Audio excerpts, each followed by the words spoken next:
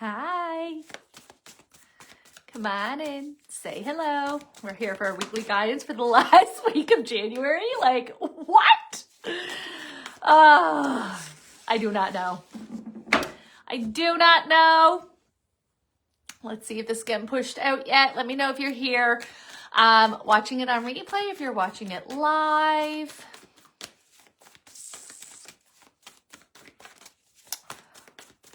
Give the cards a good shuffle to see what this week has. Good,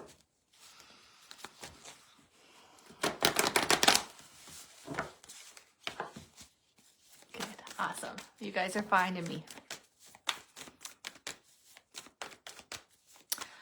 Oh.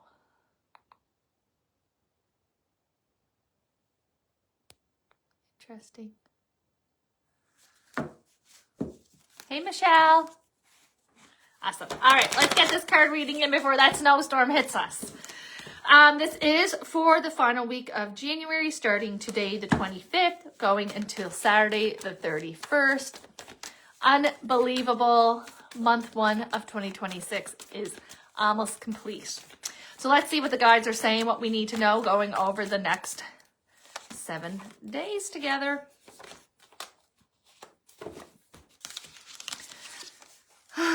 Yeah, transformation, changes. There's a lot of listen, I understand that myself and other people who do what I do for work, we are bringing through a lot of excitement, a lot of good vibes, wanting the energy to build, wanting to get things going for 2026.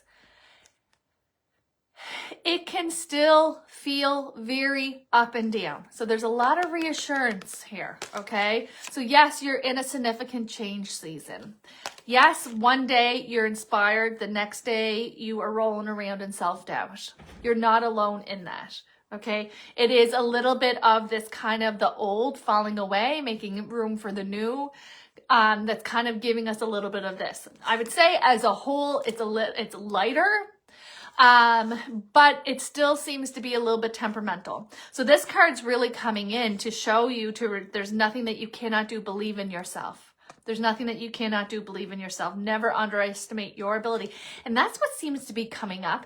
It's almost like shadow work or lessons that you've been working on are kind of being magnified. And instead of, feeling less than or sabotaging or making poor decisions from that space, you are fighting it. You're like, no, that's not my narrative anymore. That's not who I am anymore, right? And so that is you learning the lesson. That is you having this habitual response come up and be triggered within you, and then saying, nope, that's not how I speak to myself. That's not the behavior that I accept. That's not, what I want from this life. And you're able to catch it. And this is the thing with when you're in this healing path and when we're talking about ego and we're talking about soul self, is it's never, how do I say that? It's not that being in a misaligned version of yourself is bad, right? The fact that we fall into bad past patterns, right? That is human nature. So we don't want to criticize or be upset with ourselves for it. The success is recognizing it, right? Okay, let me just do a little correction here. And so it's something that is going to be part of your path. And if you think of it, if you were thinking one way or you were operating yourself and your belief system one way for 20, 30, 40 years, right? It's going to take a hot minute to rewire. In the meantime, slowly adjust. Just like if we're meditating, right? Just like if we're meditating and we wander. You know what's not helpful? Oh my God, I can't believe you can't even pay attention. Oh, you can't even meditate. Why even try? That's not going to help, right? Just gently and calmly bring your attention back, if it's guided meditation, back to the voice, back to your breath, right? And so as life happens and triggers come up and past versions pop up, it is lovingly and kindly and compassionately move yourself back to a aligned version of yourself, and not to criticize or feel like you're failing, because you're not. Because in truth, there was very much a version of you that didn't even know any better, that didn't even know or had the self-awareness to own the parts that you played and that you caused for yourself, right? Now you do. That is huge. That is huge.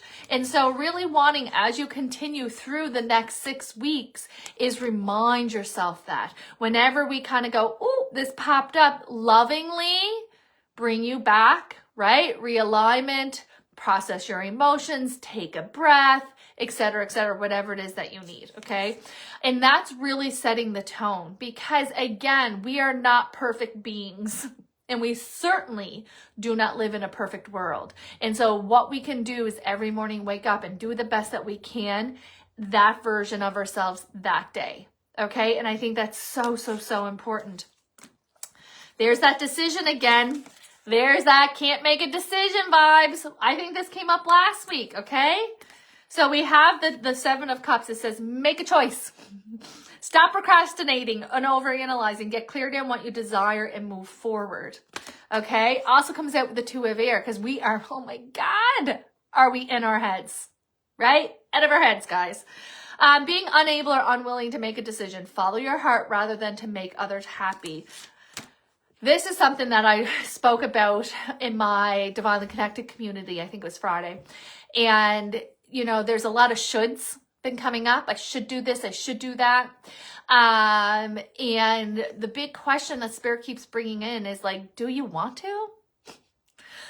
Does that bring you joy? Does that feel good to you? Right? And so not only are we feeling a little lost right now, I think that the pressure of the new year makes us feel like we need to go and do and be, but it really is not the year of doing. It is the year of being. Right? And so really getting to go, what do I want? How do I want my life to feel? How do I want to spend my time? What is important to me now? Right? And I'm telling you, it's not going to be aligned with the shoulds, because the shoulds is somebody else's opinion or somebody else's expectation that you think that you have to or you should fulfill.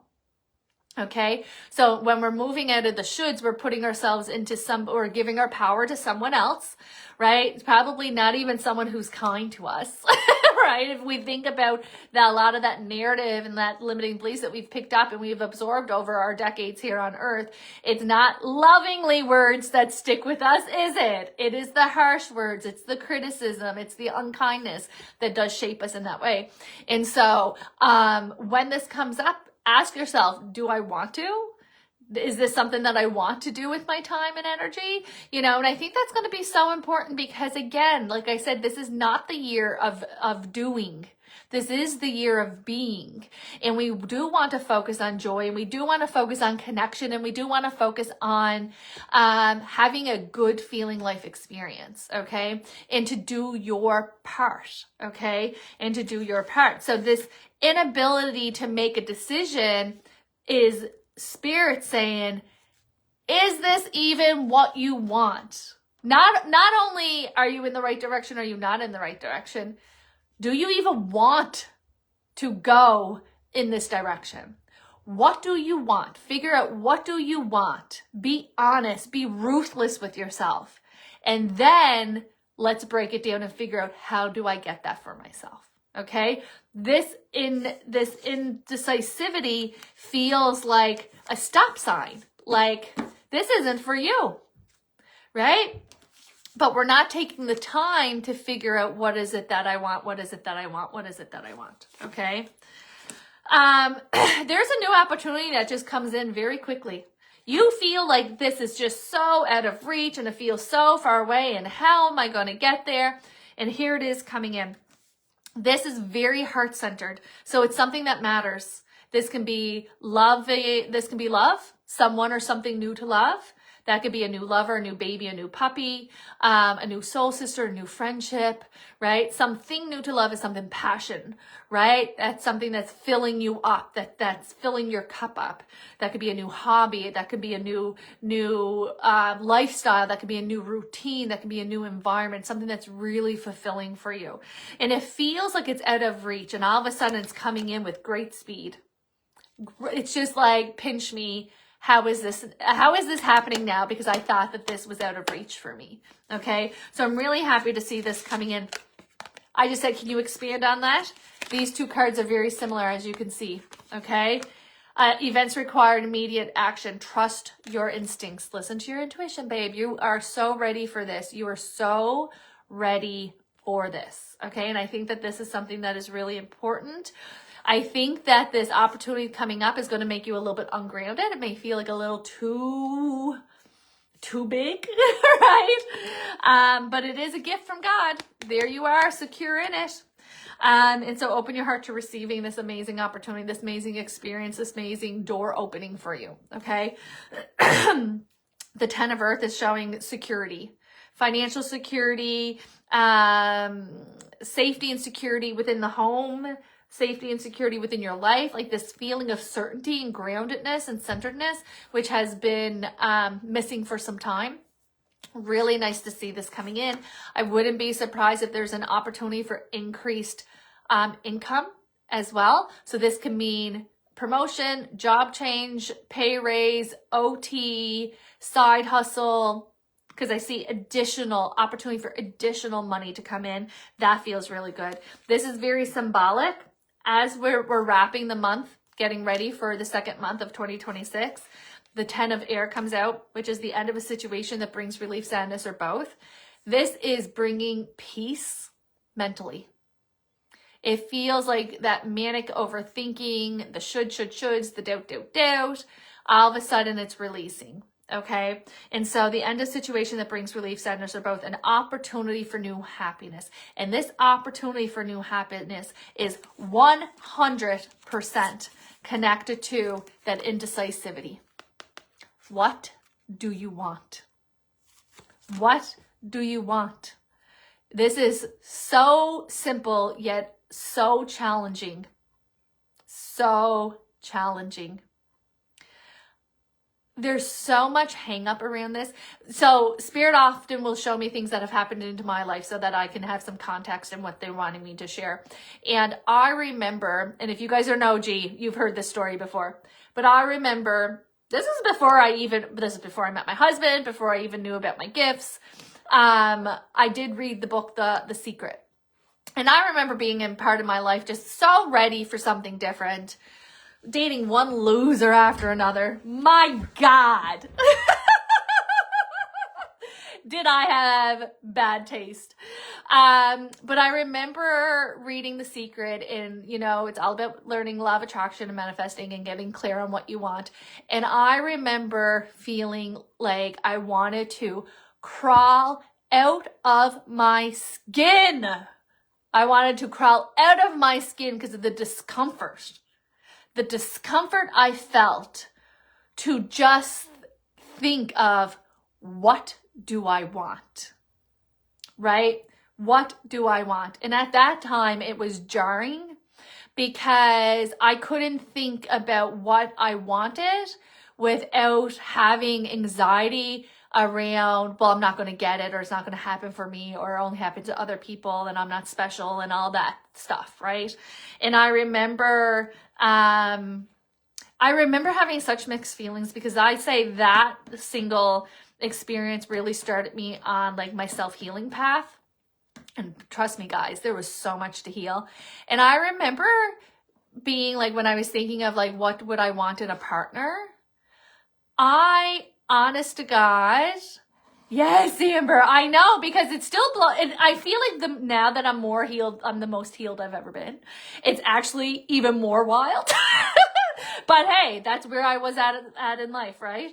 But I remember thinking, I never even thought, it never even crossed my mind to think about what kind of partner would I want.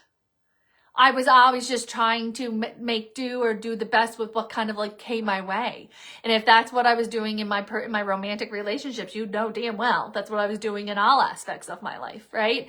And so to get purposeful and to say, well, this is what I want, and push through that discomfort of what if I don't get it?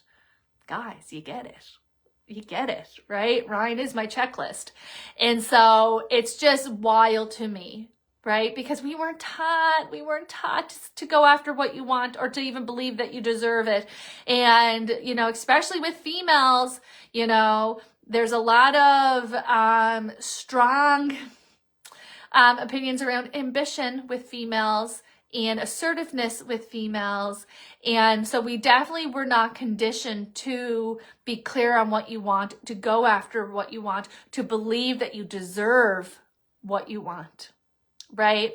And so it can bring a lot of discomfort up, especially if you haven't flexed that muscle before. Okay.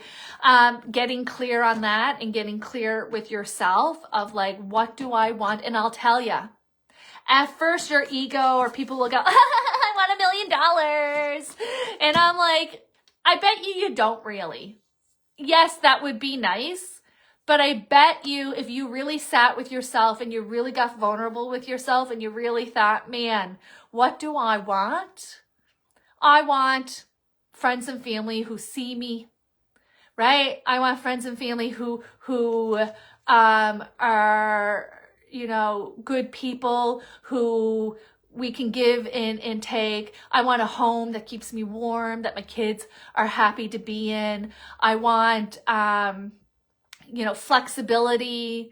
I want to work around my kids' schedule. That was important when I was manifesting this job, right? And I think that when you really go down, like, you know, you can feel very rich with very little if it's aligned with what you want, right? And it's not what I should want or how I should be or how the outside world thinks. And I remember when I first started coming out and there was a lot of like excitement around me doing this work. And I remember, you know, people being like, oh my God, like you're going to go this way and you're going to go that way and you're going to be famous and you're going to, and I remember one that overwhelming me. Like I understand it was kindness. I understand that. But I also remember like, guys, I get to be home with my kids, not miss anything and still do work that matters to me and to others in a time that allows me to be the mom that I want to be and that I can be the medium that I want. Like that's the goal. You know what I mean? Like that there doesn't need to be fame. There doesn't need to be like that is rich to me. Right. And I remember just getting so clear on that and being like, yes, the ego can take you and you could go want. And I would, if we're focused on all of these big extreme things, then you're missing the magic right in front of you. And when it really comes down to it, we don't want for too much if we have love and stability and purpose, right? And so I think that it's really important for you to look at your life and go, you know, is there something lacking? How can I magnify that for me? Right? It's really not those off the cuff marks of, well, $1 million would be nice and having my teenage body back would be nice. That's called deflection, guys.